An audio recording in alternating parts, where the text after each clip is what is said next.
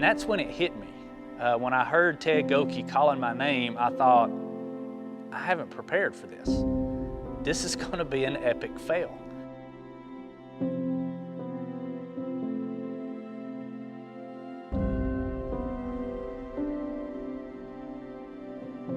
It was 2 years ago at the Run at the Mill.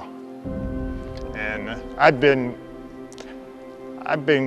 coming to the Run at the Mill. I'd come before. We were getting ready for the race the whole week before, just like we do every year. It was before the race, and Mitchell gets up and he does his usual, we say a prayer and we do the Pledge of Allegiance, and he does a talk, a little bit of a talk. Typically I have 2 or 3 minutes with the entire field of runners where I can say whatever's on my mind, and this race was going to be no different. As the race got closer, the announcer began to call for me to come up to the stage to give my talk, for us to do the national anthem, the prayer, and to get the race started. And that's when it hit me. When I heard Ted Goki calling my name, I thought, I haven't prepared for this. This is going to be an epic fail. I really didn't know what I was going to do. I didn't know what I was going to say. All I knew was that I had to say something in the next 30 seconds as I made my way up to the stage. And one question he said, if you were to go out on the road today and you were to get hit by a truck, do you know where you would spend eternity? if you went out there on the road right now and you were running and got run over a truck, do you know where you're gonna end up? As soon as those words came out of my mouth, I thought, that was horrible. Here I am about to put 500 runners out on the highway, and I'm talking about getting hit by a truck. I started thinking about it. 6 miles, for 6 miles, I thought about it. So the whole time I'm thinking, Mitchell, you blew it.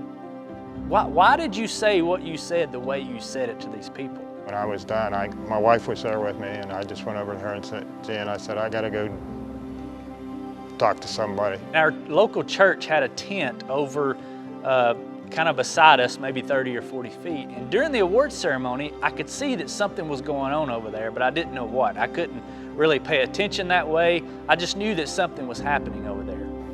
I went over and talked to this friend of Mitchell's, Mark, and we talked about it. So I turned, George Williams walks face to face with me.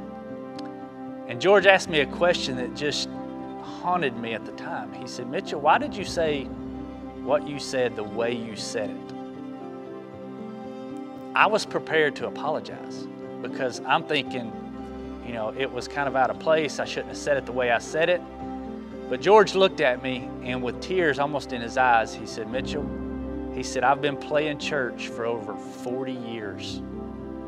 And what you said just brought me to the foot of the cross.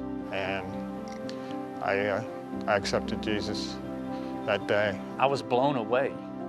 You see, I thought I messed things up.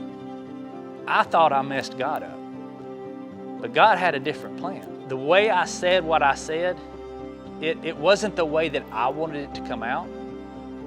I wanted eloquent words. Many times we want eloquent words, but that's not what God wanted, and that's not what George Williams needed.